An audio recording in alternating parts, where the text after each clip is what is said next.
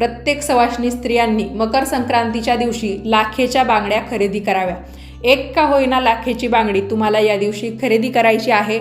आपण आपल्या दोन्ही हातांमध्ये ज्या काही बांगड्या घालतो तर त्यापैकी कोणत्या तरी एका हातामध्ये जास्त बांगडी असावी असं म्हटलं जातं। तर भलेही तुम्ही हिरव्या बांगड्या घेतल्या असतील, तुम्ही दोन्ही हातांमध्ये एक एक डझन बांगड्या घालत असाल, म्हणजे 12 अधिक 12 24 बांगड्या तुमच्या होत असतील, तरी पण 25वी बांगडी तुमची लाखेची असावी, म्हणजे कोणत्या तरी एका हातामध्ये तुमची ही जास्तीची बांगडी राहील। मकर संक्रांतीला लाखेचा चुडा किंवा लाखेची बांगडी घालण्याला अतिशय महत्त्व आहे।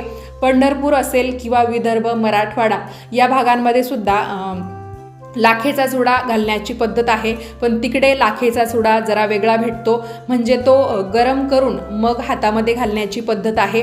आणि जेव्हा सवाष्णी स्त्रिया या बांगड्या घालतात तर असं म्हटलं जातं, लाख मोलाचा लाखेचा चुडा